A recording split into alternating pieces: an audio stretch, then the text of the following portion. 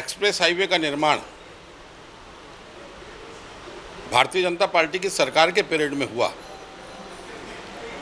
और नई सरकार गठित होने के पश्चात माननीय मंत्री जी ने उसके निर्माण में हुई अनियमितताओं की जांच के आदेश दिए और 6 अधिकारियों को निलंबित किया। जांच रिपोर्ट 1 वर्ष में पूर्ण होनी थी, 3 वर्षों पश्चात भी जांच रिपोर्ट नहीं आई है और 6 में 2 अधिकारियों को रिस्टेट कर दिया गया। ठेकेदार पे किसी प्रकार की कोई कार्रवाई नहीं हुई। पूरे लोक निर्माण विभाग की इस पूरे घटनाक्रम में भूमिका संदिग्ध है। मैंने माननीय मंत्री से जानना चाहता था कि 2 अधिकारियों को जो बहाल किया गया है तो उनको बहाल किस आधार पे किया गया? क्या उनको क्लीन चिट दे दी गई? कोई जवाब नहीं आया। बाकी 4 को बहाल क्यों नहीं किया गया? कोई जवाब नहीं आया। जांच की प्रक्रिया कब तक पूर्ण होगी? प्रक्रियाधीन है। कुल मिला के एक्सप्रेस हाईवे के मामले में सरकार पूरी तरह से लीपापोती करने में लगी हुई है। जो भी इसके लिए दोषी हैं उन दोषियों को बचाने में लगी हुई है। कानून व्यवस्था 18 फरवरी को महासमुंद में विकास शर्मा एसआई की हत्या होती है। अंबिकापुर में राज्यसभा सांसद रामविचार नेताम जी के यहाँ चोरी होती है। जांजगीर चांपा में चाकूबाजी की घटना होती है।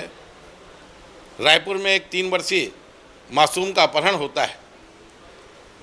पूरा प्रदेश अपराध का गढ़ बन चुका है और पुलिस अपराधियों को रोकने के बजाय जो नशे के व्यापार में लगे हुए हैं उनको संरक्षण देने में लगी हुई है। और अब तो स्थिति ये बन गई है कि पुलिस विभाग के कर्मचारियों को भी अपराधियों से संरक्षण की आवश्यकता पड़ेगी, ऐसा लगता है।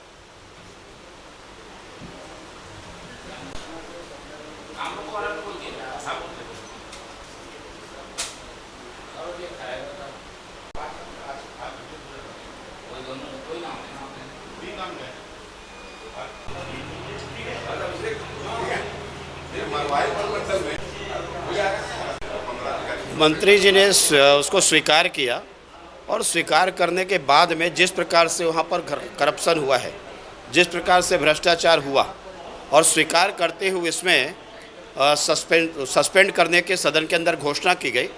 साथ ही सीओ का जो मामला आया जिला पंचायत बिलासपुर, उस विषय में उन्होंने कहा कि हम घोषणा करते हैं और उसके प्रत्याशा में अनुमोदन के लिए सामान्य प्रशासन विभाग को जहां केंद्र सरकार को जो भेजने की बात है केंद्र सरकार को भेजेंगे।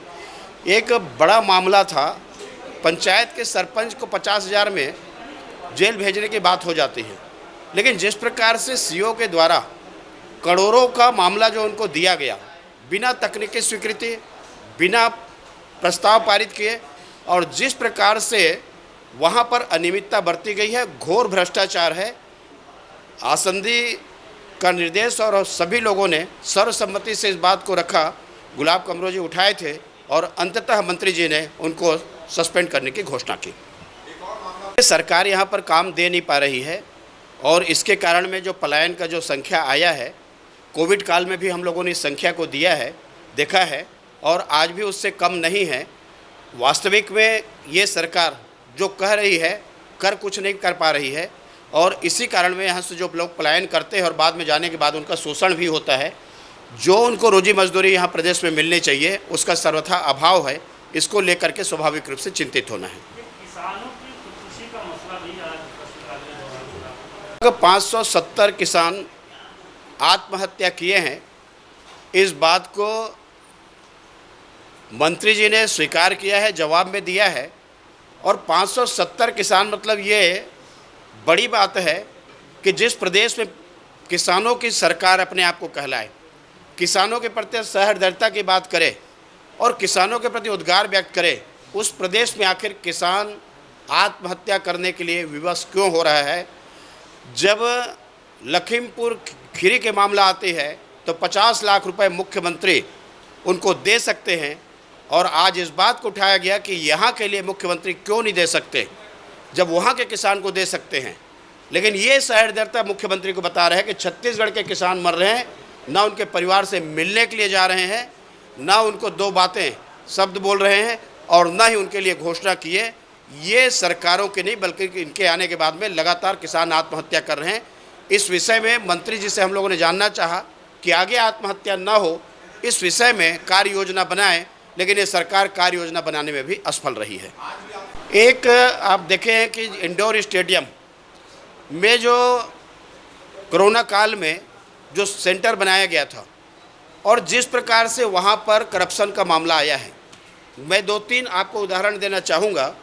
अंततः मंत्री जी ने उसको स्वीकार किया और स्वीकार करने के बाद में कहा कि हम दिखवा लेंगे। अध्यक्ष जी से हम लोगों ने कहा कि ये दिखवा लेंगे का क्या मतलब है, तो उन्होंने कहा कि इसकी जांच होनी चाहिए। ये दिखवा लेंगे का मतलब है जांच है। इसमें मैं आपको बताना चाहूँगा कि कैसे करप्शन आया है। इंटर काम जो किराए से लिए हैं 20,10,000 का उनका पेमेंट करना बाकी है। यदि पूरे इंटर काम को भी वहाँ पर लगा दें तो 25 से 50,000 रुपये के उससे ज़्यादा की आवश्यकता नहीं पड़ेगी। AC 144 दिन चला है, 2,19,480 रुपये उसका किराया दिए हैं। आप अंदाज लगा सकते हो उस AC को खरीद लेता तो सरकार की राशि कितनी बचती। उसमें एक साउंड सिस्टम जो लगाया गया 15,15,993 रुपये उसका भुगतान किया गया है। उसमें CCTV कैमरा जो लगाया गया 17,14,000 रुपये उसका भुगतान किया गया। और इसके बाद में जिस प्रकार से वहाँ पर छोटा सा उदाहरण CFL बल्ब 85 वाट का जो लगाया गया, यदि उसको खरीदते 650 रुपये के थे, उसका जो पेमेंट इन्होंने किया है 2360 रुपये उसका किराए का भुगतान किया गया है। ये जिस प्रकार से आपदा को अवसर में बदलने की जो बात होती है, यहाँ नगरीय निकाय विभाग के द्वारा जो किया गया है और खुल करके जो भ्रष्टाचार हुआ, वास्तविक में इसकी जांच होनी चाहिए और जांच होने के बाद में दोषी अधिकारियों के ऊपर कार्रवाई होनी चाहिए।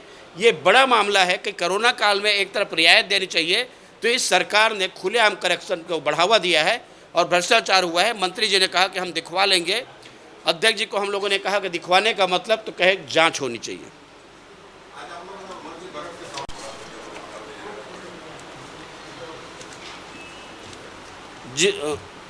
उनका बजट भी पारित हो गया और बजट में हम लोगों ने हिस्सा नहीं लिया। आज की जो बात थी, यदि वो माफ़ी मांग लेते, खेद व्यक्त कर देते, तो ज़रूर उसके क्वेश्चन में हम लोग भाग लेते, बाकी उनके जो विषय है उसमें कार्रवाई में भाग लेते।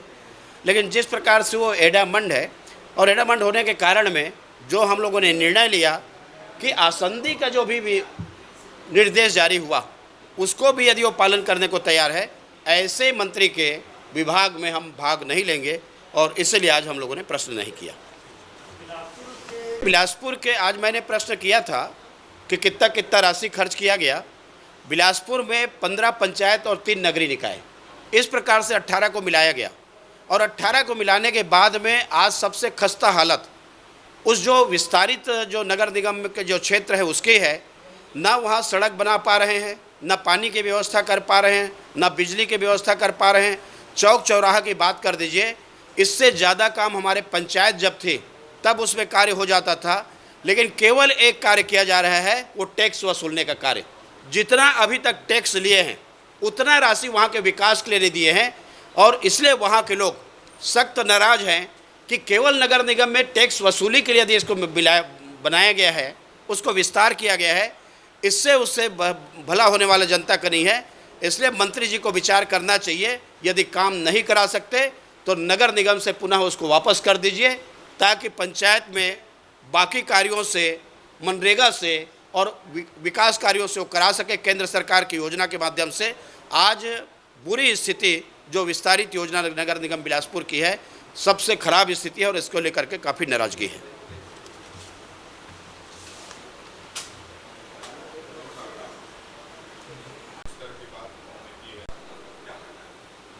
तो किसान का आत्महत्या दोनों अलग अलग बोलेंगे ना, है? चलो शुरू करो।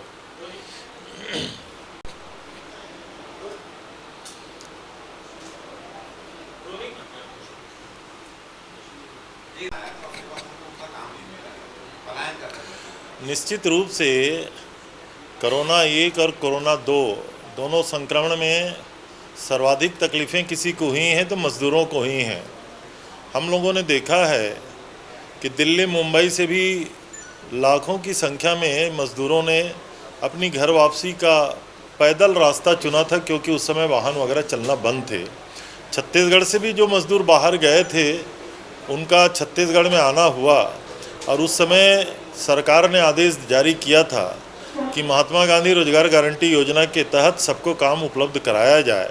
और सौभाग्य से पूरे हिंदुस्तान में उसकी जो छत्तीसगढ़ में आंकड़े थे वो प्रथम थे। लगभग 26 लाख मानव दिवस को काम उपलब्ध कराया गया था। उसके बावजूद भी आदरणीय धनेंद्र भैया ने प्रश्न किया, विभाग का उत्तर था। मैं ऐसा समझता हूँ कि अब छत्तीसगढ़ में पलायन कोई स्थिति नहीं है। पहले कभी हुआ करते थे, कोरोना के पहले भी, और जब छत्तीसगढ़ राज्य बना उसके शुरुआती दिनों में लाखों की संख्या में पलायन हम लोगों ने देखा था। लेकिन धीरे धीरे किसानों के प्रति जो सरकार का काम है, धान की जो कीमत देने का काम है, रोजगार के अवसर उपलब्ध कराने का काम है, इनके कारण छत्तीसगढ़ में पलायन की वो स्थिति नहीं है जो प्रश्न में कहा जा रहा था।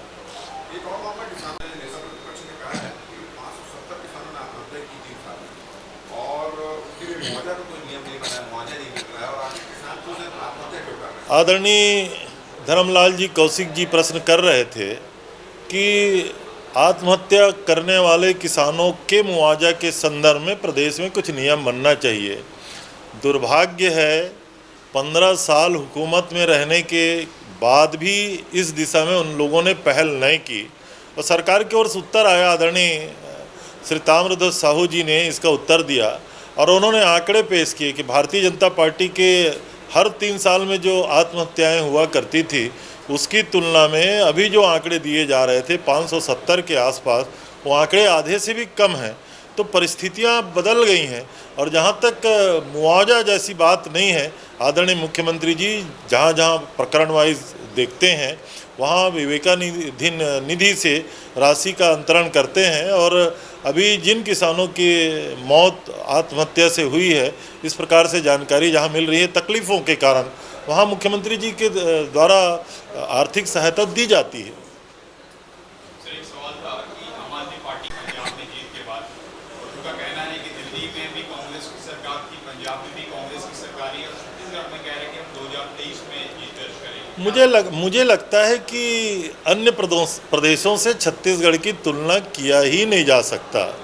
छत्तीसगढ़ में बाइपोलर इलेक्शन होता है, 2 दल में इलेक्शन होता है, और जिस तरीके से छत्तीसगढ़ में किसानों ने आदरणीय मुख्यमंत्री भूपेश बघेल जी के ऊपर विश्वास किया, 70 की बहुमत की सरकार है। और अभी तो आने वाले समय की हमारी और योजनाएं हैं। आप देखिएगा, भूपेश जी के नेतृत्व में ही हम चुनाव लड़ेंगे और 70 के आंकड़े भी पार करेंगे। आम आदमी पार्टी की गलतफहमी दूर हो जाएगी। कौन आ गया आम आदमी पार्टी?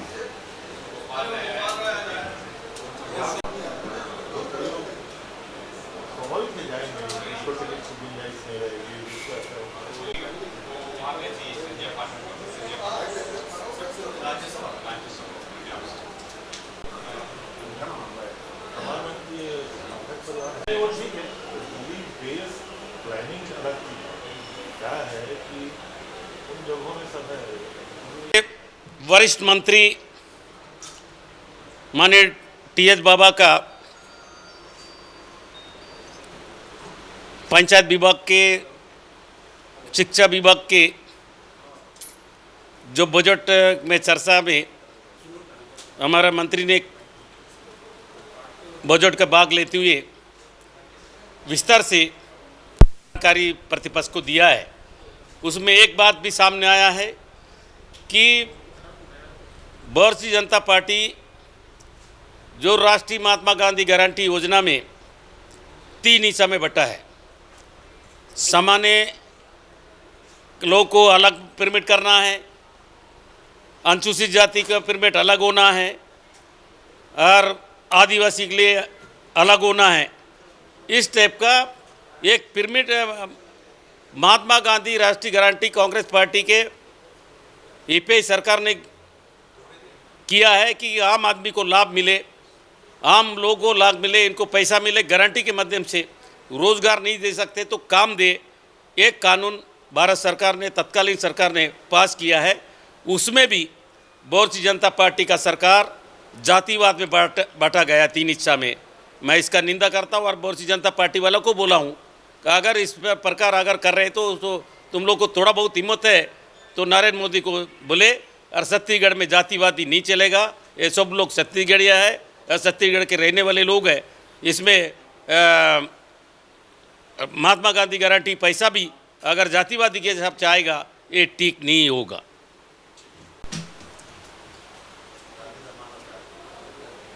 विधानसभा में विधानसभा में खुलकर बात होनी चाहिए, खुलकर चर्चा होनी चाहिए। विधानसभा का समय कम होने के कारण और खुल के विभागों पे बातचीत, चर्चा और सदस्यों को जो अपनी बात रखना है, सरकार की कमियां बताना है, कमजोरियां बताना है, उपलब्धियां बताना है, तो लोग खुलकर बता नहीं पा रहे हैं। और मुझे लगता है कि जो हमारे स्वास्थ्य मंत्री जी हैं और पंचायत ग्रामीण मंत्री जी हैं, वो स्वयं ही अवसाद में हैं। और वो तो पिछले 6 महीने से मालूम नहीं, छत्तीसगढ़ में कम रहते हैं, दिल्ली में ज़्यादा रहते हैं। तो हमने उनको इस बात को कहा तो उन्होंने कहा नहीं, आना जाना चलेगा। मतलब अभी भी जो 2.5 साल का मामला है उसका निराकरण नहीं हुआ है। और हर मामले में सरकार के लोग, उनके विधायक 15 साल की बात करते हैं, और जब 15 साल की बातें, 15 साल की उपलब्धियां भारतीय जनता पार्टी के विधायक हमारे पक्ष के लोग रखते हैं तो उनके पास में कोई जवाब नहीं होता है। चाहे मेडिकल कॉलेज खोलने की बात हो, चाहे फिर जिला अस्पताल खोलने की बात हो, चाहे फिर प्राथमिक स्वास्थ्य केंद्र खोलने की बात हो, सब बातों में पिछले 3 सालों में, चाहे कोरोना काल की बात हो, ये कांग्रेस सरकार जो है वो ठन गोपाल साबित हुई है, फिसड्डी साबित हुई है। पंचायतों को इन्होंने अपने, जो इनका जन घोषणा पत्र है, जिनको कि सरकार ने आत्मसात किया है, और आत्मसात का भाषण राज्यपाल जी से इस विधानसभा में दिलवाया गया है। और उसको दिलवाने के बाद भी आज जो परिस्थितियां हैं, उन परिस्थितियों में सरकार के पास में यहाँ के विकास के लिए कोई पैसा नहीं है। अभी मुख्यमंत्री जी के जो अनुदान मांगों पर भी चर्चा शुरू हुई, और उस चर्चा में भी जो बातें आई, चाहे ट्रांसमिशन लाइन का हो, चाहे बिजली प्रोडक्शन का मामला हो, चाहे विमानन विभाग का मामला हो, चाहे सामान्य प्रशासन कानून व्यवस्था की स्थिति का मामला, अधिकारियों के ट्रांसफ़र का मामला हो, सब मामलों में ये सरकार का ऐसा लगता है कि सिर्फ एक ही काम है कि जहाँ पैसा मिले वो करो। जनता से इस सरकार को कोई लेना देना नहीं है। और आज एक बड़ा मामला सुबह ध्यानाकर्षण के माध्यम से आया, फॉरेस्ट का मामला था, और जिसमें पंचायत मंत्री जी ने अपनी पूरी गलतियों को स्वीकार किया कि मनरेगा का पैसा का कैसा दुरुपयोग हो रहा है। और मैं सोचता हूं कि शायद छत्तीसगढ़ की विधानसभा का कि 14 अधिकारियों को सस्पेंड करने की घोषणा, निलंबित करने की घोषणा, कार्रवाई करने की घोषणा और गलतियां मानना, ये पहली बार हुआ है जब दोनों पक्ष के विधायक एक होकर, और जब मंत्री जी ने स्वीकार कर लिया कि गलती है, जांच में दोषी पाए गए हैं, तो पूरे सदन के दबाव में 14 अधिकारियों को निलंबित करना पड़ा, और इससे विधानसभा का सम्मान बढ़ा है। माननीय मुख्यमंत्री जी की मांगों की चर्चा के बाद में विनियोग विधेयक प्रस्तुत होगा, और हमें लगता है कि ये सरकार चर्चा से भागना चाहती है, और मालूम नहीं क्या निर्णय होगा। आज जैसा सुनने में आ रहा है, समाचार पत्रों में पढ़ने आ रहा है कि विधानसभा कल ही समाप्त हो जाएगी, तो उससे ये बात साबित होती है। एक तो सत्र को, अभी तक का छत्तीसगढ़ के इतिहास का सबसे छोटा सत्र हुआ, और उस सत्र को भी अभी तक एक भी सत्र ऐसा नहीं हुआ है जिसने अपना कार्यकाल पूरा किया हो, पूरे समय तक चला हो। और मुझे लगता है वैसे ही इस सत्र का भी हश्र होगा। तो सरकार चर्चा से भागना चाहती है, चर्चा करवाना नहीं चाहती, और सरकार पूरी तरह हर मामले में असफल साबित हो रही है, ये पूरे इस सत्र से दिखाई दे रहा है। दूसरा सवाल ये है, आप उपचुनाव सर के हैं, तैयारी जो है कांग्रेस की भी है, आप लोग भी तैयारी कर रहे हैं। इस पूरे वहाँ पर प्रतिष्ठा जो है वो भी दांव पर है कांग्रेस की और भाजपा की। ये हार जीत के मायने क्या निकलेंगे? देखिए, अभी जो विधानसभा के सत्र में जो प्रश्नों के उत्तर में जानकारी आ रही है, वो प्रश्नों के उत्तर से, जानकारियों से ये बात साबित हो रही है। अब मैंने ही आज रायपुर शहर के विकास का एक प्रश्न पूछा, तो पिछले 3 सालों में सरकार ने 45 करोड़ रुपए भी नहीं दिए, जबकि हमारी सरकार के ज़माने में एक साल में 200 करोड़ रुपए मिलते थे। तो इस सरकार के पास में पैसे तो है ही नहीं, और इसलिए जब जनता को ये बात, जनता सोच रही है कि अब करेगी सरकार, तब करेगी, और जब जनता को ये समझ में आएगा कि ये तो कंगाल सरकार है और भूपेश बघेल के नेतृत्व में छत्तीसगढ़ को खाली लूटने का काम किया है और किसानों को 2500 रुपये देकर उनकी सड़क, पानी, बिजली, प्रधानमंत्री आवास सब छीन लिया है, तो ये सरकार को चुनाव में लेने के देने पड़ेंगे। दूसरा सवाल ये है कि पीएम मोदी ने नेताओं को कुछ इसी तरह के संकेत भी बंदेश्वरी के बस्तर में दिए हैं, तो ये सब चीज़ें क्या मायने रखती हैं आने वाले चुनाव? देखिए, आने वाले चुनाव के लिए मायने रखती हैं कि अगर परिवार में कोई योग्य हो, राजनीतिक क्षेत्र में काम करता हो, जन नेता हो, तो उसकी बात तो अलग है। परंतु हम योग्यता के मापदंड को किनारे कर अगर हम खाली किसी के पिता राजनीति में हैं, किसी की माता राजनीति में हैं, किसी के मामा राजनीति में हैं, और इसलिए उनको राजनीति में आगे बढ़ा दें, तो ये भारतीय जनता पार्टी शुरू से इसको अवॉइड करती रही है। और यही संदेश है कि हमको अपने परिवार के लोगों को आगे बढ़ाने की बजाय हमको भारतीय जनता पार्टी के जो योग्य कार्यकर्ता हैं उनको आगे बढ़ाएं। मनरेगा को लेकर एक सवाल, हाँ, उसमें कैटेगराइज कर दिए हैं कि केंद्र सरकार जो पेमेंट देती है उसको जनरल कैटेगरी, ऐसा नहीं है। जो बजट होता है वो पूरी देश की आबादी का जितना एससी की आबादी है उसके लिए बजट होता है, एससी की आबादी है उसके लिए बजट होता है, सामान्य वर्ग के लिए बजट होता है। इसलिए उसको जो किया गया है कि देश की आबादी के अनुसार उन वर्गों के लिए उतना बजट उपलब्ध करवाया जाए, नहीं तो फिर ये होता है कि उन वर्गों की चिंता नहीं की जा रही है। और इसलिए देश के सभी वर्गों के साथ में जो वर्ग विकास की दौड़ में पिछड़ गए उनके साथ में न्याय हो, इसलिए उन्होंने ऐसा किया है। और मुझे लगता है कि इससे सरकार को परेशानी नहीं होती। ये सरकार जो है पैसों का दुरुपयोग करती है। जिस तरीके से विधानसभा में जवाब दिया गया कि कैटेगरी में बांट दिया सरकार उसका पैसे का दुरुपयोग करती है कि जो एससी के जितने लोगों को कंपोनेंट मिलना चाहिए, एसटी के लोगों को जितना कंपोनेंट मिलना चाहिए, उनका पैसा बाकी लोगों में खर्च कर देती है, उनके अधिकारों को देती नहीं है। इसलिए केंद्र की सरकार ने ये नियम बनाए।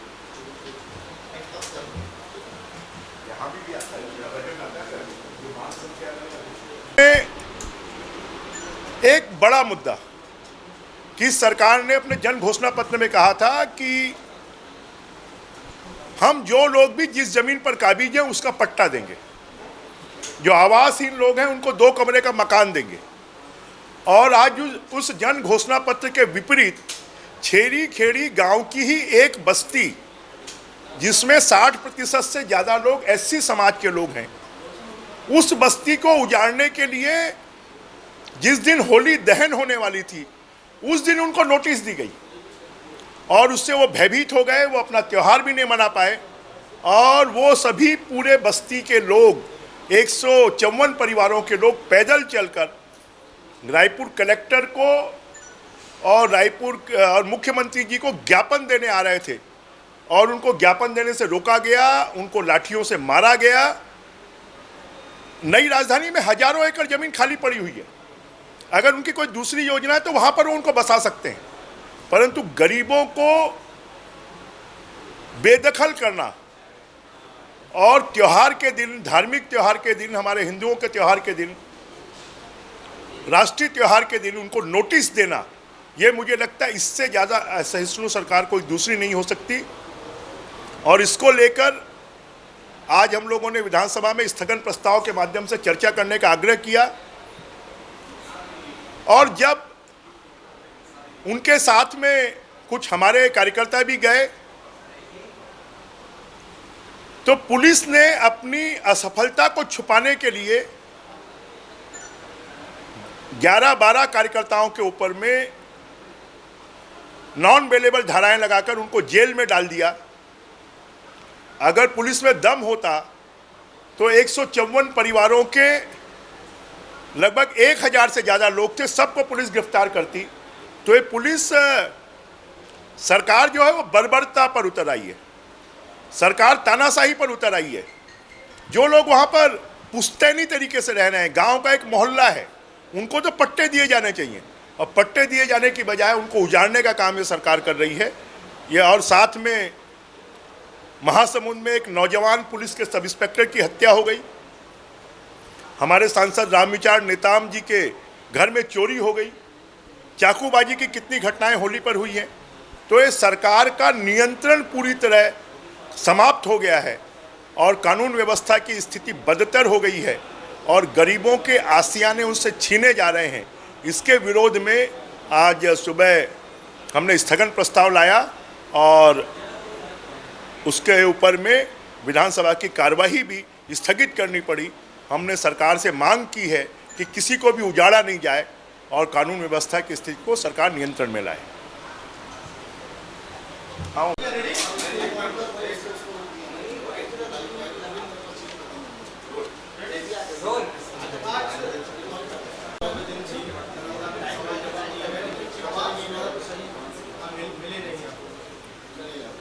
आज मुख्यमंत्री जी के विभागों पे आज चर्चा प्रारंभ हुई है और उस विषय पे खास तौर से वित्त है, ऊर्जा है, सामान्य प्रशासन है, उड्डयन और अन्य विषय पे चर्चा में हिस्सा लिया और बताने का प्रयास किया कि 3.5 साल में राज्य की स्थिति को कितना जर्जर बना दिया है और क्या बच्चा पैदा होते ही 35,000 करोड़ के कर्ज में डूब जाता है और इंटरेस्ट सिर्फ ब्याज हर साल 13,222 करोड़ सिर्फ ब्याज के रूप में पटाने की ज़रूरत होती है। इतना ज़्यादा बढ़ चुका है ब्याज और वित्तीय कुप्रबंधन का नतीजा है। 2 आंकड़े मैंने बताए कि सरकार के गलत वित्तीय प्रबंधन की वजह से जनता कैसे भोगती है। एक है केंद्र की महत्वपूर्ण योजना जल जीवन मिशन 19-20 में 208 करोड़ स्वीकृत हुआ केंद्र सरकार ने, 20-21 में 283 करोड़ और केंद्र सरकार ने 2021-22 में 1,900 करोड़।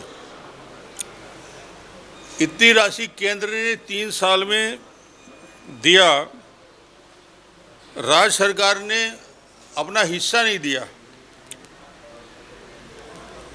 19-20 में 24 करोड़, 20-21 में कुल 283 करोड़ और 21-22 में 503 करोड़। ऐसे में योजना असफल हो गई। दूसरा विषय मैंने कहा, प्रधानमंत्री आवास योजना में 22 लाख मकान बनने थे, जिसमें छत्तीसगढ़ सरकार को बजट में 10,000 करोड़ रखना था, केंद्र से 16,000 करोड़ मिलता, 26,000 करोड़ का नुकसान किया। तीसरा विषय, पर कैपिटा इनकम में भी छत्तीसगढ़ प्रति व्यक्ति आमदनी में भी मध्य प्रदेश से, उत्तराखंड से, शेष देश से पीछे है। कुल मिलाकर छत्तीसगढ़ के आर्थिक कुप्रबंधन का नतीजा ये है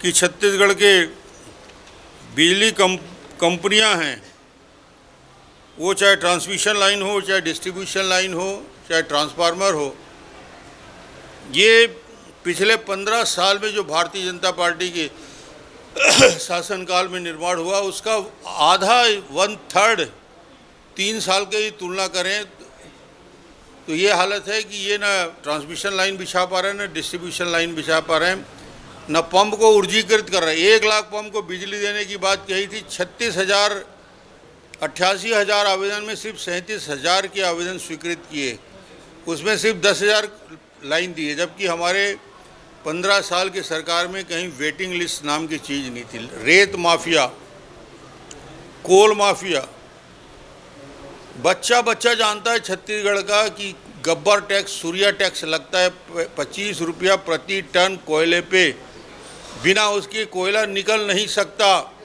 होटल में, पान ठेले में सब जानते हैं, छत्तीसगढ़ का बच्चा बच्चा जानता है, पत्रकार जानते हैं, छापते कम हैं क्योंकि कई प्रकार का भय भी है। कई लोगों को मकान तोड़ डाले, कई लोगों को जेल में डाल दिए, तो थोड़ा डर तो रहता है स्वाभाविक है, इसलिए कोई छापता नहीं। मगर हो रहा है, खुलेआम हो रहा है। रेत माफिया है, खुलेआम पूरे छत्तीसगढ़ के रेत को उत्तर प्रदेश, बिहार ले जा रहे हैं। गुंडा राज है। विधायक के पति को जेल के अंदर डाल दिया गया क्योंकि रेत के खिलाफ वो बोल रहा था। जिला पंचायत के हमारे सदस्य के हाथ पैर तोड़ दिए। सब इंस्पेक्टर को गाड़ी में कुचलने का प्रयास हुआ। गांव गांव में गुंडा राज है, जुआ सट्टा अपराध बढ़े हैं। ये सरकार ठेके पे चल रही है। सरकार एसपी और कलेक्टर को ताश की गड्डी की तरह फेंटते हैं।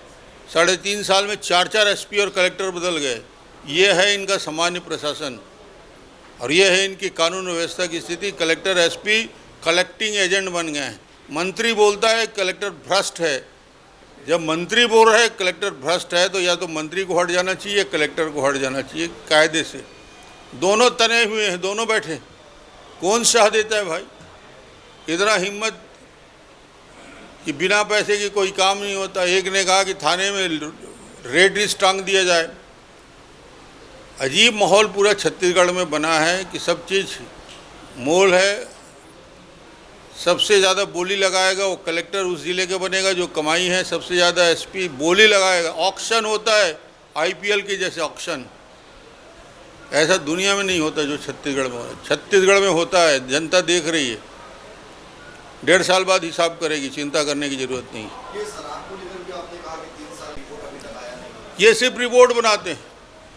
मैं तो एग्जाम्पल दे के बताया हूँ कि इनको काम करने का 3.5 साल में कोई काम किया ही नहीं।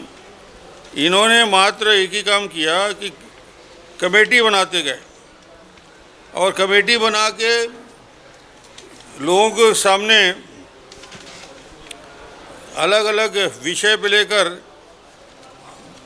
कमेटी बनाते रहे और उस कमेटी में वो चाहे आरक्षण के मुद्दे के लिए ट्रांसफ़र हो, ओबीसी के मुद्दे को लेके आंदोलन किए। कर्मचारी संघ अभी 1 लाख लोग अभी आंदोलन कर रहे हैं। दैनिक वेतनभोगी कर्मचारी, अस्थायी कर्मचारी, संविदा कर्मचारी, उनके लिए एक कमेटी बना दी। शराब के लिए 3 कमेटी बना दी। 3.5 साल से अध्ययन कर रहे हैं कि शराबबंदी कैसा हो और ऐसा लगता है कि शराबबंदी के लिए अध्ययन नहीं कर रहे हैं, शराब की बिक्री कैसे बढ़े उसके लिए अध्ययन में लग गए हैं। ये 3.5 साल में एक भी रिपोर्ट पेश नहीं किया। ये सिर्फ कमेटी बनाते हैं, चाहे ओबीसी का हो, चाहे SC ST के आरक्षण के लिए हो, चाहे नवयुवकों के लिए 2,500 रुपये देने की बात हो, बेरोजगारी भत्ता।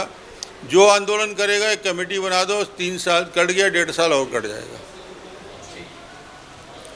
बोलने को बहुत है, तुम लोग दिखाते कम हो।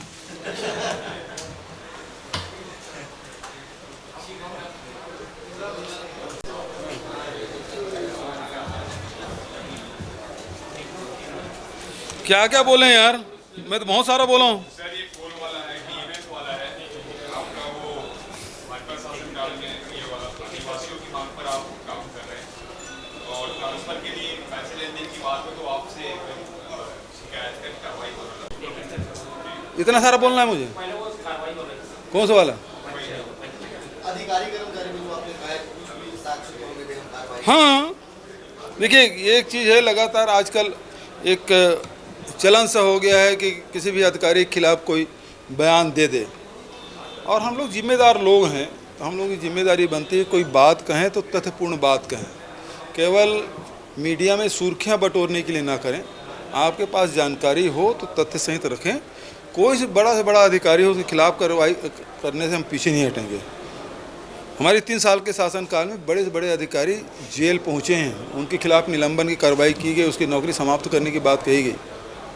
जितने आयोग की रिपोर्ट है इनके शासनकाल में, आयोग जो गठित किया वो उसका भी रिपोर्ट ये लोग 12-13 से रिपोर्ट मतलब आयोग बना था, लेकिन रिपोर्ट सबमिट हुआ हमारे शासनकाल में। तो हम तो न्याय के पक्षधर हैं। हमारे यहाँ जितने भी, चाहे वो गांजा बेचने वाला हो, चाहे शराब तस्कर हो, जो भी हो, उसके खिलाफ सख्त कार्रवाई हुई। रिकॉर्ड निकाल के देख लीजिए, रमन सिंह के पास खनिज विभाग था, उसके शासनकाल में कितनी कार्रवाई हुई अवैध रेत उत्खनन में, और हमारे शासनकाल में कितना हुआ, तुलनात्मक रूप से देख लीजिए। मैं कई बार विधानसभा में इसके जवाब दे चुका हूँ। तो किसका संरक्षण रहा ये लोग जाने, वो पूरा सदन जानता है, पूरा प्रदेश जानता है। राजनांदगांव में किसके संरक्षण में चल रहा था, कोरिया में किसके संरक्षण में चल रहा था, पूरा प्रदेश जानता है। और ये हम पे उंगली उठाते हैं। ट्रांसफ़र पोस्टिंग में क्या होता था हमको बताने की कोशिश कर रहे हैं। जितने पारदर्शी ढंग से यहाँ काम हो रहा है, जो अधिकारी, कोई किसी भी अधिकारी की जिम्मेदारी है कि जिस पद पे वो बैठे हैं उसके साथ न्याय करे। जनता की सेवा के लिए बैठे हैं, केवल वो कुर्सी की शोभा बढ़ाने के लिए नहीं है। यदि वो काम नहीं करे तो हटा दिया जाएगा। और जो काम कर रहे हैं उसके बहुत सारे ऐसे अधिकारी हैं जो बहुत अच्छा काम कर रहे हैं। तो सरकार पूरा संरक्षण भी देती है, प्रोत्साहन भी देती है। तो हम लोग लगातार वो काम कर रहे हैं। खनिज में हम लोगों का इस साल जो राजस्व है वो करीब 11,000 करोड़ का होगा, जो रमन सिंह के शासनकाल में कभी इतना नहीं बढ़ा था। कोयला चोरी के बारे में बात कर रहे हैं, कोयला तो केवल ACCL ही उत्खनन कर रहा है भाई, उसके अलावा कौन कर रहा है? प्राइवेट प्लेयर सब बंद। जितने जो राज्य सरकार को आवंटित खदान है वही संचालित है, उसके अलावा कौन सा प्राइवेट प्लेयर संचालित हो रहा है? एक खदान अभी जो नीलामी के बाद पूरे देश में जितने बार भी नीलामी हुई भारत सरकार ने किया, उसमें एक ही प्राइवेट जो प्लेयर है उसकी खदान शुरू हुई, उसको भी कोल डिपार्टमेंट, भारत सरकार उसे सम्मानित कर रही है। इतने साल हो गए, 7 साल 8 साल उनकी सरकार बने, लेकिन अभी निजी क्षेत्र में एक भी कोयला खदान शुरू नहीं हो पाया। ये उसकी नाकामी है। जो आरोप लगाते थे 1,86,000 करोड़ का भ्रष्टाचार हुआ, आज कोई प्राइवेट प्लेयर को कोई खदान नहीं मिल पा रहा है। आज कोयले की कमी है और लगातार जो डिपॉजिट है उसमें निकाल रहे हैं। तो ये स्थिति है। दूसरी तरफ ये है कि जो विमानन के बारे में बात कर रहे हैं, ये उद्घाटन तो किए थे जगदलपुर का, शुरू नहीं हो पाया। जब हमने शुरुआत की तब पूरी निर्बाध गति से चल रही है और डिमांड भी बढ़ रहा है और पूरे क्षमता के साथ यात्री जा भी रहे हैं, हैदराबाद भी आ रहे हैं, रायपुर भी आ रहे हैं। उसी प्रकार से बिलासपुर एयरपोर्ट भी हमने शुरुआत की, जो वाया प्रयागराज दिल्ली जा रही है, वो डेली चल रहा है। इनके शासनकाल में रायपुर के अलावा कौन सा चल रहा था। अब हम अंबिकापुर महामाया जो एयरपोर्ट है उसको भी बहुत जल्दी, उसके भी लाइसेंस लेने की प्रक्रिया चल रही है, उसको जल्दी मिले तो वहाँ भी विमान सेवा शुरू करेंगे। रायपुर में एक्सटेंशन के लिए 480 एकड़ करीब वो अविवादित ज़मीन है, उसमें कोई दिक्कत नहीं। कोई 20 एकड़ जो ज़मीन है वो हाई कोर्ट में लंबित है। जैसे वो होगा हम वो एयरपोर्ट अथॉरिटी को सौंप देंगे ताकि विस्तार का काम हो सके। लेकिन भारत सरकार से हमारी डिमांड है कि यहाँ कार्गो सेवा शुरू करे और अंतर्राष्ट्रीय विमान सेवा जिसमें दुबई है और दूसरे देशों में उस सेवाएं शुरू की जा सके। तो ये लगातार हमारी कोशिश, विमान सेवा हो, चाहे खनिज संसाधन की बात हो, सामान्य प्रशासन की बात हो, हर क्षेत्र में लगातार हम काम कर रहे हैं। सुधार की गुंजाइश हमेशा बनी रहती है और निरंतर हम लोग मॉनिटरिंग भी कर रहे हैं और सुधार भी हो रहा है। सर, आपने कहा कि आदिवासी काम कर रहे हैं, पिछली सरकार केवल आदमी के लिए या फिर वहाँ पर जवानों के जाने के लिए वो इम्प्रेशन बना हुआ था। ये जितने भी कैंप लगाए हैं वो जो नक्सलित क्षेत्र के आउटर में लगाए हैं ये लोग। मान में जाके कैंप खोलने का काम तो हमारे शासनकाल में हुआ है और हमने आदिवासियों को, वहाँ के निवासियों के विश्वास में लेके काम किया। विश्वास में लेके ज़मीन वापसी किया, तेंदुपत्ता का रेट बढ़ाया, लघु उपज की कीमत बढ़ाया, उसकी वृद्धि की, उसके सुपोषण के खिलाफ लड़ाई शुरू की, गर्म भोजन देना शुरू किया, स्कूल शुरुआत किए, आंगनबाड़ी की शुरुआत की। तो सारे चीज़ हम करते जा रहे हैं। उनके आय में कैसे वृद्धि हो, लगातार हमारी कोशिश के कारण से अब नक्सल जो है सिमट गया है। ये पूरा सत्र निकल गया है, कल आखिरी दिन है, एक बार भी नक्सली की चर्चा नहीं हुई। नहीं तो इसके पर रमन सिंह जब मुख्यमंत्री थे तो बता दीजिए, ऐसा कोई सत्र, कोई सप्ताह निकलता नहीं रहा था जिसमें नक्सलियों के बारे में चर्चा ना होती हो। तो ये अब नीतियों की बात कर रहे हैं, यही तो हमारी नीति है। हम वहाँ के लोगों को विश्वास मिले कि आगे बढ़ते जा रहे हैं, लोग संपन्न भी होते जा रहे हैं। जहाँ इसके शासनकाल में एक मोटरसाइकिल तक नहीं बिकता था जिन जिलों में, जिन तहसीलों में, वहाँ हजारों के तादाद में मोटरसाइकिल और ट्रैक्टर बिक रहे हैं। तो लोगों में संपन्नता आए तब ना। आप उसको, अब वो जो डीएमएफ का पैसा है, आप क्या कर रहे थे? बड़ी बड़ी बिल्डिंग बना रहे हैं, स्विमिंग पूल बना रहे हैं, कलेक्ट्रेट में लिफ्ट लगवाने का काम कर रहे हैं। इससे आदिवासियों की विकास होगा क्या? तो इसलिए हमारी जो नीति यही है। हमने तो अधिकारियों से पूछा, भाई ये 2015 से शुरू हुआ, 2018 बीत गया, ये 2019 लग गया, ये 3 सालों में आदिवासियों के जीवन में क्या अंतर आया? एक भी अधिकारी बताने की स्थिति में नहीं थे, क्योंकि नीति ही गलत थी सरकार की। और आज हमारे अधिकारी बता सकते हैं डंक के चोट पे कुपोषण के खिलाफ लड़ाई में कितना लाभ मिला है, वहाँ के लोगों की आजीविका के कितने केंद्र खोले गए हैं, वहाँ के लोगों को कितना रोजगार मिला, वहाँ कितने डॉक्टर पदस्थ हैं, कितने नर्स स्थापित पदस्थ हैं, कितने स्कूल संचालित हैं, कितने लोगों को शिक्षा मिल रही, कितने लोगों को रोजगार मिल रहा है। तो ये बात आज हम कह सकते हैं। तो ये उनकी नीति और हमारी नीति में अंतर है। हाँ, वो अजय, ये आजकल अजय जी और शिवरतन जी लगातार इस प्रकार के शब्दों का पाप प्रयोग करते हैं। पाप है, ऐसा है, वैसा है। आज मैंने एक जिक्र किया, नए राजधानी की आज किसान बैठे हैं, ये उन्हीं का पाप है। उस समय ये सारे निर्णय कर लेते तो आज क्यों सड़क में बैठते? हमने फिर भी कोरोना काल के बावजूद भी ये सारे काम कर रहे हैं। 3 साढ़े 3 साल में हमारे 2 साल तो कोरोना का निकला, उसके बाद भी सारे काम हमने किया। तो प्रदेश की अर्थव्यवस्था को लेकर डॉक्टर अजय, प्रदेश की अर्थव्यवस्था किसी ने कहा कि प्रदेश की अर्थव्यवस्था अर्थी पर है। ये जो तीखे से ये उनके मतलब ये बौखलाहट की निशानी है। बौखला गए हैं कि सारे बंदिशों के बाद, सारे केंद्र सरकार के अड़ंगे बावजूद भी हम सारे अपनी घोषणाओं को पूरा करते जा रहे हैं। किसानों के, मजदूरों के, आदिवासियों के, नौजवानों के, सबके लिए काम करते जा रहे हैं। नई नई योजनाएं ला रहे हैं, जो घोषणा पत्र में है वो सब काम कर रहे हैं। लोगों की सुविधाएं हम बढ़ा रहे हैं। तो ये इनको पच नहीं रहा है। अब इन सब के बारे में कल बात करूंगा, जब विनियोग की चर्चा होगी तो निश्चित रूप से चर्चा होगी और उससे बात करेंगे। किसानों के केवाईसी के भी निर्देश दिए आपने जी, किसानों के केवाईसी के पीएम किसान सम्मान निधि हाँ, केवाईसी से जोड़ने वाला पूरे लोगों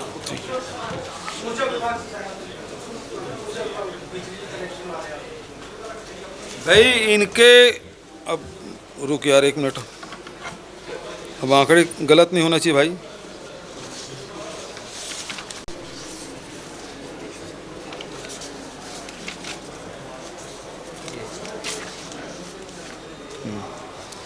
अब इनके शासनकाल में अब 4559 मेगावाट तक पहुंची थी अधिकतम। अभी हमारे शासनकाल में जो डिमांड है 5057 मेगावाट तक पहुंची। इसका मतलब ये है कि यहाँ के लोग बिजली खपत कर रहे हैं। यहाँ जो निर्माण कार्य की बात आप करते हैं तो उसमें भी आप देखेंगे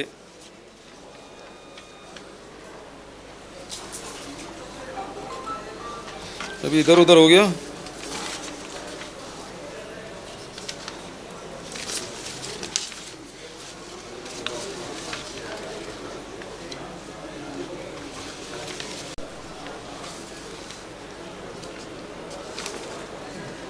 ऊर्जा के एक ही पेज दिख रहा है, उधर ही हो गया। 1 मिनट रुक जाइए, मैं बता देता हूँ।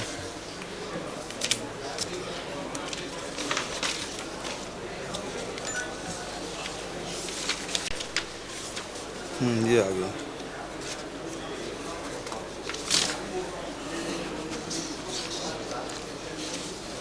हमारी सरकार ने 3 हाउस पावर से और 5 हाउस पावर को जो किसानों को जो छूट मिलती थी उसे लगातार जारी रखा हुआ है। जहां जो सिंगल कनेक्शन वाले हैं उसे भी जारी रखा हुआ है। उसके अलावा जो 400 यूनिट तक के जो बिजली बिल आधा मिलता है उसमें 40 लाख परिवारों को 2200 करोड़ के अभी तक सहायता दी जा चुकी थी।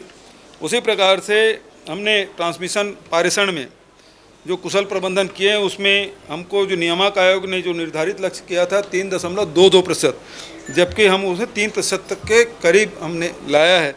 तो जो हमें जो लक्ष्य दिया गया था उससे भी बेहतर हमने किया है। उसी प्रकार से 132/33 के भी क्षमता के 2 उपकेंद्र उदयपुर और खैरागढ़ में हमने ऊर्जीकृत किया है और 5 उपकेंद्र शीघ्र खोलने के काम भी हम कर रहे हैं। अभी तक के इन 18 वर्ष में जहां 4,17,523 पंपों को बिजली दी गई थी, हमने 3 वर्षों में करीब 67,942 पंपों को बिजली दी है, यानी 3 वर्षों में 16%। उसी प्रकार से जो ट्रांसफार्मर लगाने के हैं उसमें भी हमने 28% की ग्रोथ की है। तो लगातार हमारा प्रयास ये है कि आम जनता को बिजली उपलब्ध भी हो और उसमें लो वोल्टेज की समस्या न हो और उसके साथ साथ गुणवत्तापूर्ण कार्य हो, ये हमारी कोशिश है।